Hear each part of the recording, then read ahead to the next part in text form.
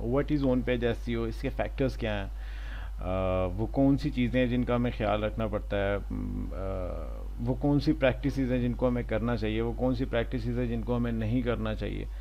मुझे पूरा यकीन है कि काफ़ी सारे लोग जो इस वीडियोस को देख रहे होंगे या जो देखेंगे, जब ऑन पेज एसईओ का जिक्र आएगा तो उनके जहन में सबसे पहली चीज़ यही है कि ओहो, ये तो बड़ा नॉर्मल टॉपिक है, हमने इस बारे में बहुत कुछ पढ़ा हुआ है, हमने इस बारे में बहुत कुछ किया हुआ है, and we have been successful. But believe me, इस वीडियो में जो जो चीज़ें आपको देखने को मिलेंगी या जो चीज़ें मैं इम्प्लीमेंट करके दिखाऊंगा,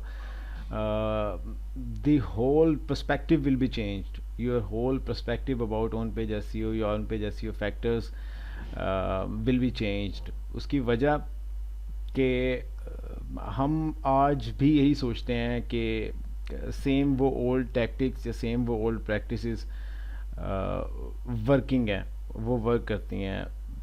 ऐसा बिल्कुल भी नहीं है। Let's face it that on page SEO is not sexy or is not attractive enough. It is boring.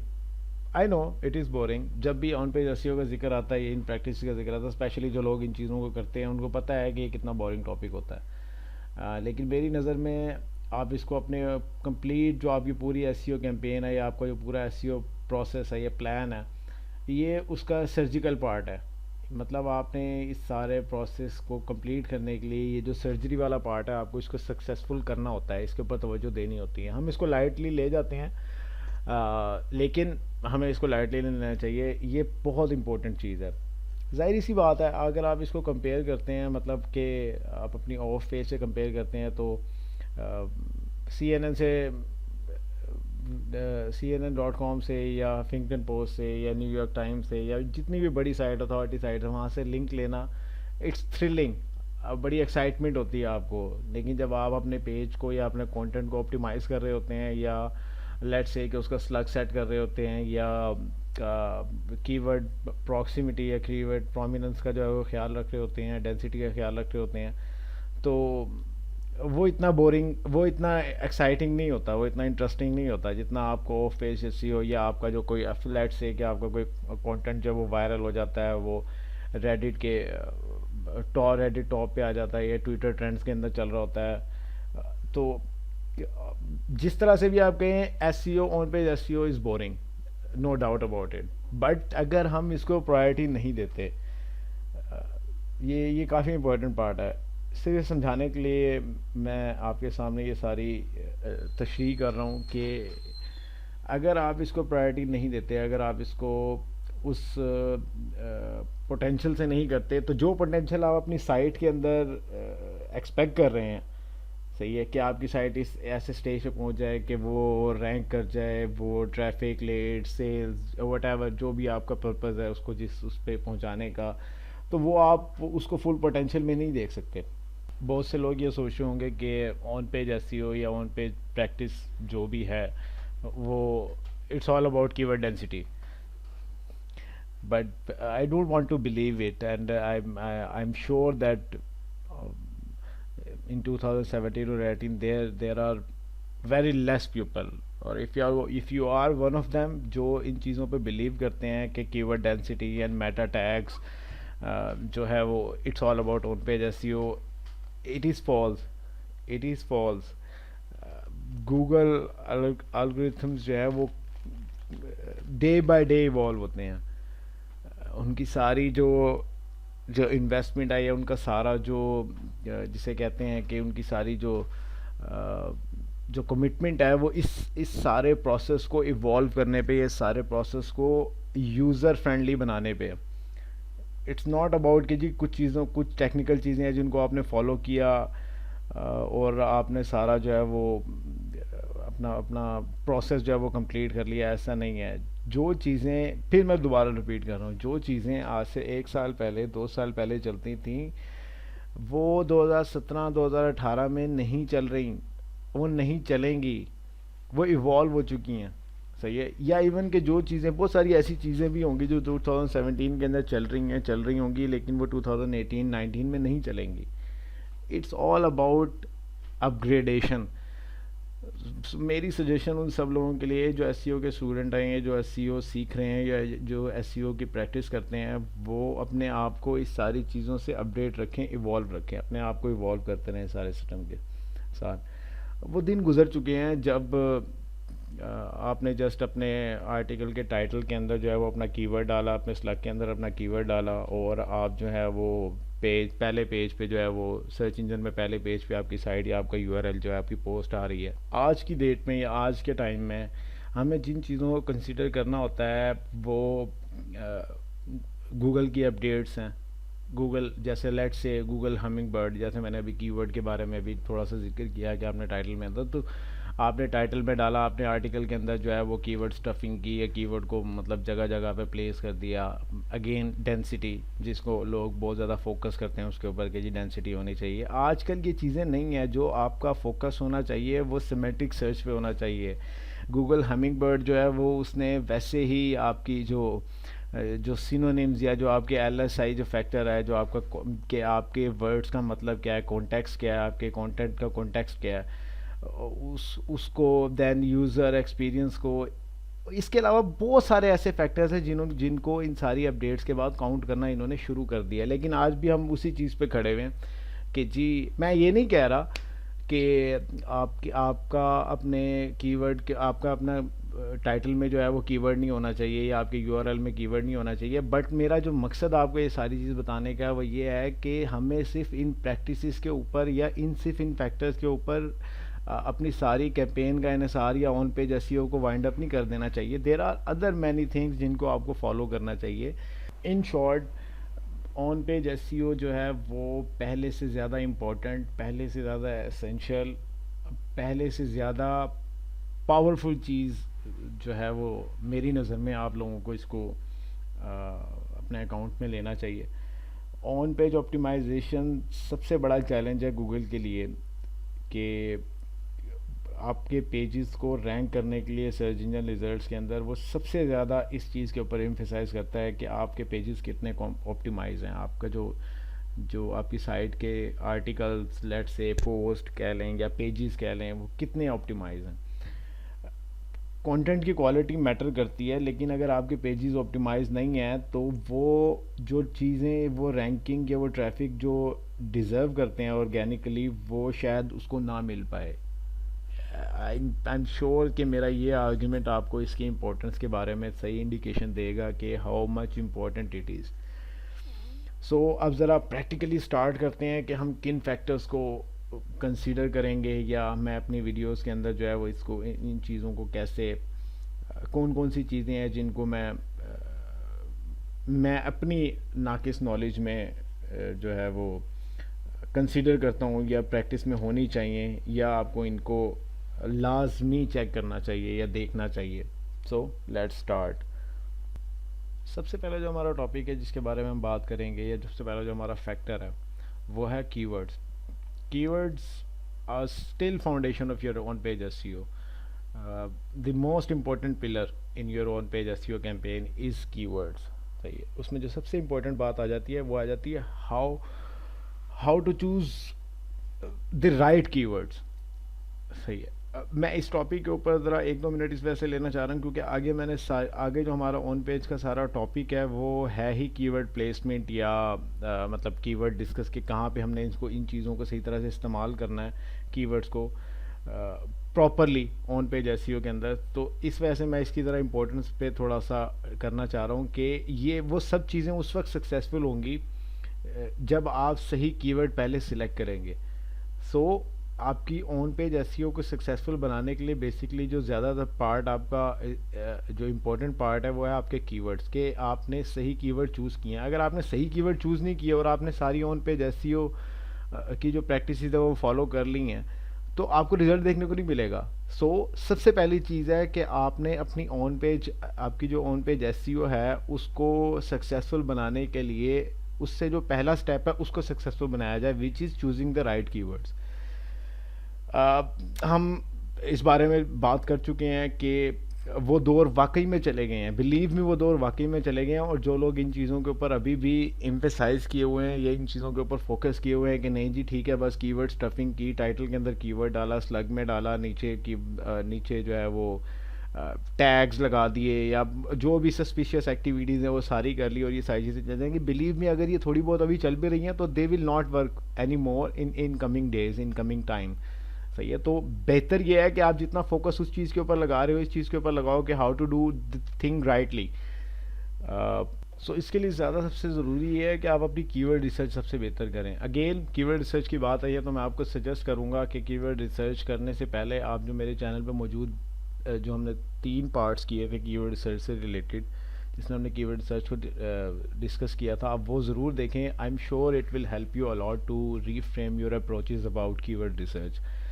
So choosing the right keyword, सबसे पहले आप कीवर्ड रिसर्च अपनी अच्छी करें, राइट कीवर्ड चूज़ करें। उनमें आपने जो चीज़ देखने वाली है वो है आपकी कि आप एक अच्छी लिस्ट जनरेट करें। टूल्स काफ़ी सारे अवेलेबल हैं, सब टूल्स को आप यूज़ कर सकते हैं। एक अच्छी लिस्ट जनरेट करें, उनका वॉल्यूम इंपॉर्टेंट है आपके लिए, उनका कंपटीशन किस तरह से है, वो कितने कॉम्पिटिटिव हैं कीवर्ड्स ये देखें।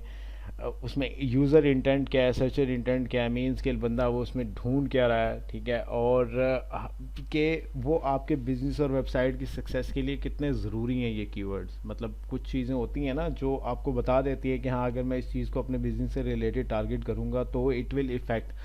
अब वो कौन से फैक्टर्स हैं जो आपको ये बताएंगे, वो अगेन वही आपका सर्च वॉल्यूम है, उसका कम्पेटिटिवनेस है, उसका यूज़र इंटेंट है, ये इंपॉर्टेंट चीज़ें हैं। तो इन 4 चीज़ों को ज़रूर फॉलो करें when choosing the right keywords, कि आपके कीवर्ड्स का वॉल्यूम कितना है, उसकी कम्पेटिटिवनेस कितनी है, उसका इंटेंट क्या है, और कि ये मेरे बिजनेस या मेरी वेबसाइट के लिए ये कीवर्ड इंपॉर्टेंट है भी या नहीं। ये चीज़ें आपको देखने से, ये करने से पता लगेंगी। नॉर्मली जो मैं अपना तरीका है, जब भी मैं कोई पोस्ट क्रिएट करता हूँ या मैं किसी से करवाता हूँ, या मीन्स कि अगर मैं अपनी प्रैक्टिस को शेयर करना करूँगा आपके साथ, तो वो क्या है कि जब मैं कोई नया पेज या पोस्ट क्रिएट करता हूँ तो 3 से 4 कीवर्ड्स या 2 से 3 कीवर्ड्स होते हैं जिनको मैं टारगेट करता हूँ। और बिलीव मी इससे ज़्यादा कीवर्ड्स को आप इफ़ेक्टिवली टारगेट कर भी नहीं सकते एक सिंगल पोस्ट या एक लैंडिंग पेज या वट कोई भी आप अपना पेज बना रहे हैं। उसके बाद मेरा क्या प्रोसेस होता है कि I have to group my keywords.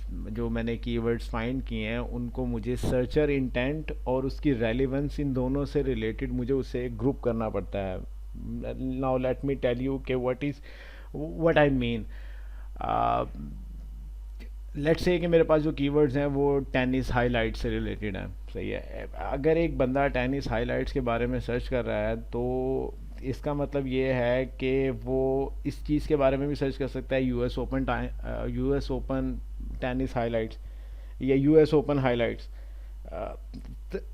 Basically ये रिलेटेड है, इनका इंटेंट मैच करता है और ये हमें इंडिकेशन देते हैं कि ये एक कॉमन इंटेंट है जो आपका सर्चर उस तरीके से भी फाइंड कर सकता है और इस तरीके से भी फाइंड कर सकता है। कुछ लोग इसको LSI या सिनोनिम्स का भी देते हैं, but I will suggest you to group them by search and intent या रेलेवेंस, के जी एक कीवर्ड जिसका ये मतलब है उसका ये मतलब भी हो सकता है, और वो इन दोनों तरीके से अपनी सर्चेस को कंडक्ट कर सकता है। सेकेंडली, कीवर्ड रिसर्च ऐसा नहीं है कि ये सिर्फ एक टाइम का टास्क है। आप कभी भी इस चीज़ को ऐसे नहीं लेना कि ये सिर्फ एक टाइम का टास्क है। इट्स समथिंग जिसे आप रेगुलरली अपडेट कर सकते हैं अपने अपने उस पेज को। लेट्स से कि आपके कीवर्ड्स, उसमें कोई ऐसे कीवर्ड्स आए हैं जो मज़ीद एडिशन आप कर सकते हैं अपने पेज के अंदर, मज़ीद कंटेंट डाल सकते हैं उसके अंदर। मतलब आपको रिविज़िट लाजमी करनी चाहिए अपनी कीवर्ड रिसर्च की अपडेट की अप्रोचेस को। अब हम बात करते हैं थोड़ा सा कि वो कौन सी बेस्ट प्लेसेस है जहाँ पे हम, या कौन सी बेस्ट प्रैक्टिसेस है जहाँ पे हम अपने कीवर्ड्स को यूज़ करना चाहिए और उसके करने के क्या फ़ायदे हो सकते हैं। Okay, the first thing is first, मैंने ये एक सैम्पल ब्लॉग सेटअप करके रखा हुआ है just to show you how we implement on page SEO factors, या जो हमें अपने आर्टिकल या पेज पोस्ट पे जिन चीज़ों का ख्याल रखना होता है। एनीवेज, अच्छा, एक चीज़ है जिसे मैं सबसे पहले क्लियर करना चाहता हूँ, विच इज़ परमालिंक स्ट्रक्चर। वो क्योंकि बहुत से लोग जो है वो इस चीज़ को लेकर काफ़ी कंफ्यूज होते हैं कि जी हमें कौन सा परमालिंक स्ट्रक्चर रखना चाहिए, क्या यूआरएल के अंदर मतलब डेट होनी चाहिए, नहीं होनी चाहिए, पोस्ट नेम होना चाहिए, नहीं होना चाहिए, पोस्ट आईडी होना चाहिए। तो ये कंफ्यूजन है। आई एम श्योर कि इसके बाद कोई सवालात इस पे नहीं उठेंगे। सबसे पहले तो अपना परमालिंक स्ट्रक्चर सेट करते हैं। हम अपने उसमें जाएंगे, setting permalinks, and then this is the best permalink structure with post name. Okay, so select it, save changes, and you are done. The first thing we will cover in those factor is SEO friendly URLs, यानी कि आपको अपने जो जो post का URL है उसके अंदर अपना प्राइमरी कीवर्ड लाजमी इंक्लूड करना चाहिए to have a better chance of ranking, or to have a better chance of your post optimization. कुछ लोग इस चीज़ को, पहले तो बताता हूँ कि ये होता क्या है। मतलब जब आप अपना टाइटल टाइप करते हैं, स्पेशली इन दिस CMS, बाकी CMS के अंदर भी तकरीबन ऐसा सेम ही है कि जब आप टाइटल टाइप करते हैं तो ये आपको नीचे ही URL दे देता है। ये वो URL है जो सर्च इंजन के अंदर आपके टाइटल के नीचे शो होता है, ठीक है। अब कुछ लोग इस चीज़ को कंफ्यूज करते हैं कि ये EMD है, हालांकि EMD बिल्कुल डिफरेंट चीज़ है और वो चलना काफ़ी अर्सा पहले ख़त्म हो गई है। लोग उसको एज ए ट्रिक यूज़ करते थे कि अपने प्राइमरी कीवर्ड के हिसाब से वो एक डोमेन बाय कर लेते थे और उनके चांसेस बढ़ जाते थे कि वो रैंकिंग कर लेते थे उस पार्टिकुलर डोमेन के ऊपर उस कीवर्ड के through.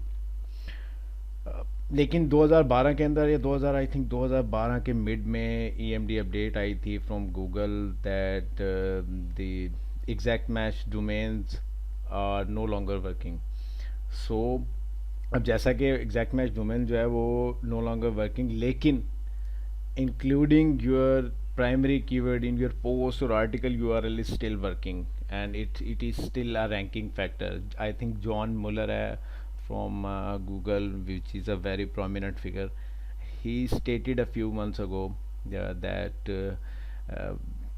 including your primary keyword in your post URL या content you are publishing on your site is still a ranking factor.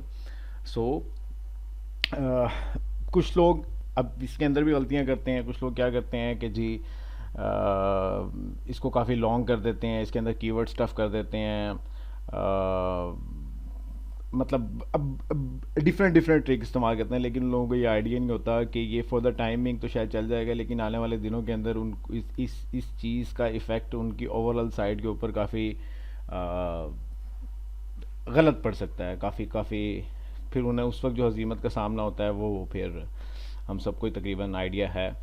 So the best practice is कि हम इसको नेचुरल रखें, हम इसको नॉर्मल रखें, डिस्क्रिप्टिव रखें। जितना ये डिस्क्रिप्टिव होगा, अच्छा एक और चीज़ भी है कि कुछ लोगों को ये नहीं पता कि हम इसको एडिट भी कर सकते हैं। मतलब जब हमने ये टाइप किया तो ये ऑटोमेटिकली इसको कैच कर लेता है ऐसे ही। तो कभी कभार ऐसे होता है कि हम इसके अंदर अमेंडमेंट कर सकते हैं। लेट्स से कि कोई ऐसा कैरेक्टर आ गया जो हमें ज़रूरी नहीं है इसके अंदर आना, स्लैश आ गई है, हिस्टेरिक आ गया है, कुछ भी इस तरह की चीज़ आ गई है तो हम उसको रिमूव कर सकते हैं। लेकिन जो मेरी सजेशन आपको भी ये है कि आप इसको मैनुअली एडिट लाजमी करें। ज़रूरी नहीं है कि जो आपका टाइटल है वो एग्जैक्टली यहाँ पे आना चाहिए। आप इसको कोशिश करें कि इसको थोड़ा लिमिटेड रखें, थोड़ा छोटा रखें, ताकि ये सर्च इंजन के अंदर सही तरह से विजिबल हो सके, और थोड़ा सा डिस्क्रिप्टिव रखें कि ये बताए कि जो चीज़ इसके यूआरएल के अंदर है, नीचे जो पोस्ट का कंटेंट है, ये जो ये पेज जिस बारे में है वो इस चीज़ को इंडिकेट कर रहा है। लेट्स से मेरा जो इसमें टारगेट कीवर्ड है जो वो है फेसबुक मार्केटिंग या फेसबुक मार्केटिंग टिप्स, तो मैं अगर इसको एग्जैक्टली ऐसे नहीं रखना चाहता तो मैं कैसे रख सकता हूँ? Let's say Facebook marketing tips, that's it. Now this is way better.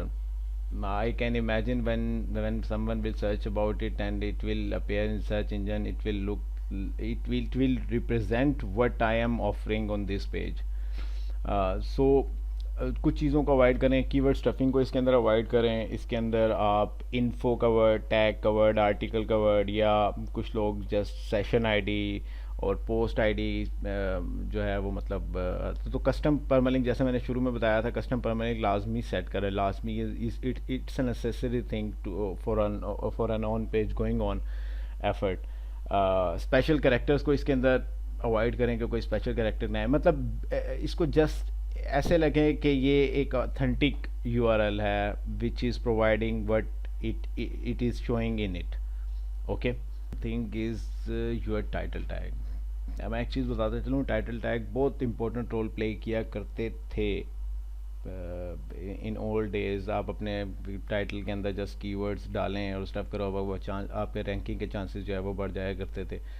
But Google eventually Google caught that trick and it is no longer working उस तरह से जिस तरह से वर्क किया करते थे। मैं ये बिल्कुल भी नहीं कह रहा कि ये वर्क नहीं करते, बट ये जितनी इंपॉर्टेंस इनकी उस तरह से हुआ करती थी उस वक्त में, वो इम्पोर्टेंट डिक्रीज़ हो गई है। उसकी एग्जांपल मैं आपको देता हूँ, उसकी उसकी जो आप उसे कह लो उसका उसकी लॉजिक मैं आपको देता हूँ कि इसकी इंपॉर्टेंस क्यों डिक्रीज़ करेगी। आप सर्च इंजन के अंदर अगर सर्च करें अपनी क्वेरी, कोई भी क्वेरी सर्च करेंगे, तो जब आप पहले का सर्च किया करते थे तो जो आपके टाइटल नीचे रिजल्ट आया करते थे, उनके जो टाइटल होते थे उनमें वो लफ्ज़ या वो वर्ड जो आप सर्च करते थे वो बोल्ड हुआ करता था टाइटल में स्पेशली। अब अगर आप आज सर्च करें, अब इस टाइम में सर्च करके देखेंगे तो आप देखेंगे कि वो बोल्डनेस ख़त्म कर दी गई है। ये एक सिग्नल था कि इस चीज़ को उस तरह से टेकअप करना गूगल ने कंसिडर करना बंद कर दिया। But yet again including your title, including your primary keyword in your title is still working and it is still a ranking factor, especially when it comes to on page SEO। तो लाजमी अपने title के अंदर अपना primary keyword लाजमी include करें। कुछ लोग इस चीज़ के ऊपर आते हैं कि जी हमें अपना टाइटल किस जगह पे अपने टाइटल में अपना कीवर्ड जो है प्राइमरी कीवर्ड वो किस जगह पे पुट करना चाहिए। कुछ लोग कहते हैं बिल्कुल स्टार्ट में करना चाहिए, कुछ लोग कहते हैं मिडिल में करना चाहिए, कुछ लोग कहते हैं कि एंड में करना चाहिए। मतलब ये डिफरेंट वर्जन्स हैं हर किसी के, लेकिन इन माय व्यू नहीं, यूनिवर्सली ये चीज़ प्रूव्ड है कि अगर आप अपने कीवर्ड को स्लाइटली बिगिनिंग, एक होता है बिल्कुल बिगिनिंग कि आपने वहाँ से स्टार्ट कर दिया, स्लाइटली बिगिनिंग से अगर आप करें तो इट इज़ सूटेबल। जैसे मैंने फॉर एग्जांपल मेरा फेसबुक मार्केटिंग जो है वो कीवर्ड है, तो मैंने उसको 10 के बाद 10 टिप्स या 10 फेसबुक मार्केटिंग टिप्स, मतलब मैंने उसको नेचुरल रखा है। मैंने उसको ये शो नहीं किया कि I am just targeting Facebook marketing tips and I am putting it in start of my title. कुछ चीज़ें हैं, यूनिक हो, आपका टाइटल यूनिक होना चाहिए। ऑब्वियसली जब आप अपनी पोस्ट के ऊपर इतनी एफर्ट कर रहे हैं तो आप ये भी एफर्ट कर सकते हैं कि उस निच में अवेलेबल जितनी भी वो पोस्ट हैं उनको आप देख लें, ब्रेनस्टॉर्म कर लें, अपना यूनिक आइडिया जनरेट कर लें टाइटल का। ये आपके पेज को या आपके कंटेंट को रिप्रेजेंट करना चाहिए कि मतलब जो आपका टाइटल है वो नीचे आपका कंटेंट उससे मिलता जुलता होना चाहिए, पता लगना चाहिए कि ये पेज इस बारे में है। Keyword should be closer to beginning, start में होना चाहिए इस जगह पे। एंड इसकी जो लेंथ है उसका ख्याल रखें, आपका ज़्यादा लेंथी टाइटल नहीं होना चाहिए। जितना ज़्यादा लेंथी टाइटल होगा उतना ही ज़्यादा उसका जब वो एक मेच्योर पैरामीटर से जब निकलेगा तो वो आपके बाकी टाइटल को विजिबल नहीं करेगा सर्च इंजन में, which is not a good thing. और कीवर्ड स्टफिंग से अवॉइड करें। अपने पेज का टाइटल, स्पेशली इस तरह के टाइटल्स को अवॉइड करें जो ओवर पेज, अनटाइटल्ड, इस तरह की चीज़ें आती हैं। इन चीज़ों को, इस तरह के टाइटल ना रखें अपने पेजेस के। डिस्क्रिप्टिव रखें, सबसे अच्छी चीज़ है कि डिस्क्रिप्टिव रखें, नेचुरल रखें, डिस्क्रिप्टिव रखें बस। और एक और चीज़ मैं बताता चलूँ कि हम लोग सिर्फ इस चीज़ को कंसीडर करते हैं कि जी इसके टाइटल की लेंथ जो है वो 50 से 70 के दरमियान में होनी चाहिए, 50, 60, 70 वर्ड्स की होनी चाहिए। लेकिन एक और चीज़ को अगर आप कंसीडर करें, थोड़ी सी एडवांस लेवल की है लेकिन इसको कंसीडर करें तो आपको हेल्प आउट करेगी कि आपकी जो विड्थ है, आप इसकी जो विड्थ है वो वर्ड्स के अलावा भी अगर आप काउंट करना चाहें तो वो 512 पिक्सल्स है, 512 पिक्सल की है। अगर आप सर्च इंजन में जाएँ और उसके रिजल्ट जो आ रहे होते हैं, अगर आप उनकी विड्थ देखें तो इट इज़ 512 पिक्सल। तो कोशिश करें कि आप इतनी पिक्सल के दरमियान में ही रहते हुए अपना टाइटल डिसाइड करें, which will help you to have a better view on. अब यहाँ पे मैं एक प्रो टिप देना चाहूँगा कि उन लोगों के लिए जो जिन लोगों की साइट्स कुछ पुरानी हैं या स्टार्ट करते हैं, तो इस चीज़ को लाजमी अपने माइंड में रखें कि जैसे जैसे आपकी साइट थोड़ी पुरानी होती जाए, लेट्स से कि 6 मंथ ओल्ड हो गई है, 1 ईयर ओल्ड हो गई है, तो उसका एक दफ़ा लाजमी फुल टाइटल टैग एनालिसिस ज़रूर करें।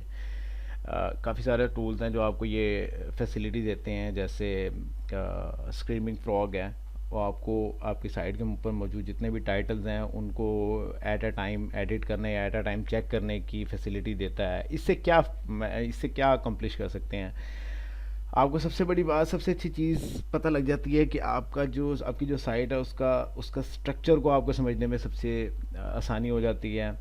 आप अपने मिसिंग टाइटल टैग्स को एडिट कर सकते हैं, आप अपने इनकम्प्लीट और मिसस्पेल्ड टाइटल टैग्स उनको फिक्स कर सकते हैं, आप अपने अनऑप्टिमाइज्ड जो टाइटल टैग्स हैं आपकी साइट के ऊपर अवेलेबल उनको एडिट कर सकते हैं। So consider it. जो नेक्स्ट चीज़ है जिसे हम कंसीडर करेंगे अपनी ऑन पेज प्रैक्टिस में, वो है मॉडिफायर्स। मॉडिफायर्स होते हैं जैसे review, guide, best, tutorial, tips. ये वो चीज़ें हैं जिन्हें हम मॉडिफायर कहते हैं। तो इनको अगर आप कर सकते हैं तो इनको, या ईयर के बारे में थोड़ी सी कन्फ्यूजन ये होती है कि अगर आपकी एक पोस्ट है जो लॉन्ग टर्म के लिए है, लेट्स से कि इसने 2018 2019 में भी चलना है, तो उसमें आप कोशिश करें कि ईयर को इंक्लूड ना करें। लेकिन अगर आपकी पोस्ट एक ऐसी है जो फॉर द टाइम बीइंग है, जिसने 2017 में वर्क करना है, या 2017 के लिए स्पेसिफिकली है, तो उसमें आप लाजमी ईयर को जो है वो इंक्लूड करें। Otherwise always try to add modifiers in your post. It will help you. जो असल इसका फ़ायदा होगा वो आपके जो कीवर्ड हैं उनके लॉन्ग टर्म वर्जन्स जो हैं उनकी रैंकिंग के चांसेस इंक्रीज़ होंगे। लेट्स से मेरी, अगर फॉर एग्जांपल अब मैंने यहाँ पे मॉडिफायर टिप्स ऐड किया हुआ है और मेरा जो प्राइमरी कीवर्ड है वो फेसबुक मार्केटिंग है, लेकिन अब मुझे ये इंडिकेशन है कि मैं फेसबुक मार्केटिंग टिप्स अगर कोई बंदा सर्च करेगा तो मैं उसके ऊपर भी मेरे कीवर्ड का लॉन्ग टेल वर्जन बन गया ना, तो इसके ऊपर भी मेरी रैंकिंग के चांसेस जो हैं वो इंक्रीज़ होंगे। और next topic is headings and sub headings. Most probably H1, H2, H3 and so on. इसमें सबसे पहली चीज़ मैं बताना चाहूँगा वो ये है कि जो सबसे इम्पोर्टेंट आपका जो आपकी हेडलाइन है, जो आपकी हेडिंग है, वो है H1 टैग। सही है। H1 tag, normally H1 tag इसको होना चाहिए, जो आपका टाइटल है ये आपका H1 टैग होना चाहिए। अगर आप वर्डप्रेस यूज़ करते हैं तो वर्डप्रेस ऑटोमेटिकली आपके जो टाइटल है उसको H1 के अंदर रैप कर देती है। जो बताने का मकसद आपको है वो ये है कि आपका जो टाइटल होना चाहिए वो हमेशा H1 टैग में होना चाहिए, नॉट H2 और नॉट H3 और any other tag. So make sure WordPress के अंदर ये सिस्टम ऑटोमेटिकली इंटीग्रेट है कि जब आपका टाइटल आप सबमिट करते हैं तो वो उसको रैप कर देता है H1 के टैग में। सही है। लेकिन अगर आप कोई और CMS यूज़ करते हैं, कोई और प्लेटफॉर्म यूज़ करते हैं, तो आप मेक श्योर करें इसके सोर्स कोड से जाके कि ये H1 के अंदर इसको रैप कर रहा है या नहीं कर रहा। ठीक है। उसकी वजह सबसे बड़ी ये है कि H1 जो डिज़र्व करता है, जो प्लेस डिज़र्व करता है, जो आपका टाइटल डिज़र्व करता है, वो उसको मिलनी चाहिए in order to have that effect on your on page campaign. अपने कीवर्ड्स को, जैसा मैंने पहले भी बताया था, अपने कीवर्ड्स को हेडलाइन और सब हेडिंग के अंदर इंक्लूड करना is an essential SEO practice. सही है। उसकी कुछ रीजंस हैं। सही है। जब हम अपने हेडलिंग्स के अंदर, अपनी हेडलाइन के अंदर, अपने टाइटल के अंदर कीवर्ड को इंक्लूड करते हैं, अपने कीवर्ड्स को, सही है, तो ये इंडिकेशन देता है सर्च इंजन को, गूगल को या इवन दूसरे सर्च इंजन्स को कि उसे समझने का मौका देता है कि जो आपका कंटेंट है वो किस बारे में है। सही है। और वो फिर आपके उस सारे कंटेंट को आपकी हेडिंग्स की बेस पे, आपके सब हेडिंग्स की बेस पे आपके कंटेंट को सही तरह से प्रॉपरली क्लासिफाई कर देता है। सही है। जो भी उसकी सर्च क्वेरीज होती हैं, हम लोग अक्सर ये समझते हैं कि हमारे पास जो ट्रैफिक सर्च इंजन से आती है वो नॉर्मली हमारे कंटेंट के अंदर जो पैराग्राफ्स होते हैं उनके अंदर से किसी कीवर्ड को पिक करके आ जाती है, या आपके टाइटल के अंदर से पिक करके आ जाती है। ऐसा होता भी है और ऐसा नहीं भी होता है। जो सेकंड अप्रोच है वो बिल्कुल गलत है, ऐसा नहीं होता। तो आपके हेडिंग्स जो हैं वो बेसिकली सर्च इंजन को ये क्लियर इंडिकेशन देती हैं कि ये जो नीचे पैराग्राफ है इस हेडिंग के नीचे, it it is about this particular thing. ठीक है। हेडिंग्स जो हैं वो आपकी जो सब हेडिंग है, जो जो सेकंड मोस्ट इम्पोर्टेंट होती है हेडिंग, उसको आप कोशिश करें कि H2 के अंदर इंक्लूड करें। H2 के अंदर उसको आना चाहिए। हेडिंग जो H2 H3, ये सबसे बेहतरीन चीज़ है, आपको मदद देती है अपने कंटेंट को स्प्लिट करने में, उनको डिवाइड करने में सेपरेट सेक्शंस में। सही है। और ये studies have already prove that जो आपकी साइट पे आने वाले विजिटर्स होते हैं वो आपके आर्टिकल्स को स्कैन करते हैं through headings without reading every single word. सही है। और जैसा कि अब हम 2017-18 में हैं, तो जो जो मोबाइल यूजेज है वो बढ़ता जा रहा है। सही है। तो लोग जब अपने मोबाइल के ऊपर किसी चीज़ को स्टडी करते हैं, किसी चीज़ को एक्सेस करते हैं, तो उनकी कोशिश होती है कि वो उस पूरी पोस्ट को रीड करने की बजाय, हर सिंगल वर्ड को रीड करने के बजाय वो हेडिंग्स की तरफ आते हैं और हेडिंग्स के ज़रिए उसको स्क्रॉल डाउन करते हैं। So make sure you must use headings, subheadings in your content to split it, to make it SEO friendly. uh, इससे ज़्यादा ज़रूरी है कि आप इसको pupil friendly बनाएं। ठीक है। कुछ चीज़ें हैं जिनको आप अपने माइंड में रखें। अपने ज़रूरी कोशिश करें कि ये नेचुरल रहे। ठीक है। अगर आपके कीवर्ड डालने से आपकी हेडिंग नेचुरल नहीं रहती तो आप अपना कीवर्ड मत डालें। सही है। It is the important thing. कुछ लोग ऐसा करते हैं कि वो बड़ी इरेलीवेंट किस्म की हेडिंग्स बना देते हैं जिसमें वो अपने कीवर्ड को लाजमी इंक्लूड करते हैं। सही है। कुछ लोग ऐसा करते हैं कि अपने टाइटल को अनअट्रैक्टिव बना देते हैं कि उसमें वो, जैसा कि मैंने बताया कि अपने टाइटल के अंदर स्टार्ट में अपने कीवर्ड को लाजमी इंक्लूड करें, स्टार्ट में या स्लाइटली स्टार्ट में लाजमी इंक्लूड करें। तो कुछ लोग अपने कीवर्ड को डाल के उस सारे टाइटल का मतलब ही बिगाड़ देते हैं। तो ऐसा बिल्कुल ना करें। अगर आपका कीवर्ड फिट नहीं होता तो ज़रूरी नहीं है कि आपने उसको फिट करना है, आप उसको नेचुरल रखें, ये ज़्यादा बेहतर है। जो हेडिंग्स हैं, आपकी सब हेडिंग्स हैं, उनको आप ज़्यादा से ज़्यादा 3 से 4 वर्ड का मतलब होना चाहिए। इससे ज़्यादा बड़ी हेडिंग ना बनाएं। ज़्यादा ये अच्छा नहीं है। सही है। सबसे इम्पोर्टेंट चीज़ जो है वो है ये है कि आप अपनी हेडिंग्स को डिस्क्रिप्टिव बनाएं। वो बताएं कि ये चीज़ किस बारे में है, ना कि वो सिर्फ आपके कीवर्ड को फिल करके एक टाइटल टैग बनाए सर्च इंजन के लिए। ऐसा मत करें। It is not considered as a good practice, so avoid it to have a better and effective on page SEO. Okay, here is a pro tip for you, for all of you जो जो जो इस चीज़ को थोड़ा seriously लेते हैं या on page practice को थोड़ा सा सीरियसली लेते हैं। Bulk analysis your H tags. अपने जो, अब अगर आपकी साइट थोड़ी पुरानी हो गई है, 3 months 4 months, मतलब हर month, after 2 months 3 months, if conduct analysis of your h tags. So you can use Screaming Frog as an audit tool. सही है। आप उसमें सारे अपने एच टैग, सॉरी H1 कह रहा हूँ, एच टैग्स जो है जितने भी हैं, H1 H2 H3, जितनी भी हेडिंग्स है, आप उनको अपनी साइट को उसमें स्क्रैप कर सकते हैं। सही है। और उसको इमीडिएटली जो है वो फिक्स कर सकते हैं according to best practices. Even आज अगर आप ये चीज़ सीख रहे हैं तो आज आप ये सारी चीज़ कंडक्ट कर सकते हैं and you will see results, improvements on your on page SEO.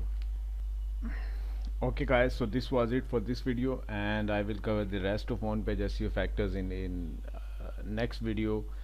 uh, I hope you guys learned something. I hope you guys have cleared a lot of your misconceptions about on page SEO, and जो next video है उसके अंदर काफ़ी interesting parts हैं, काफ़ी detailed parts हैं जिनको मैं कवर करूँगा। And I am sure that after completing these 2 videos you will be able to understand on page SEO completely, and you will be practicing in a good shape, at least in a good shape, better than before. So please मेरे channel को subscribe करें and ask your questions if you have something to ask. अपने friends को share करें, अपने दोस्तों को बताएं, to so that they can learn something, they can learn something effective. See you guys, take care.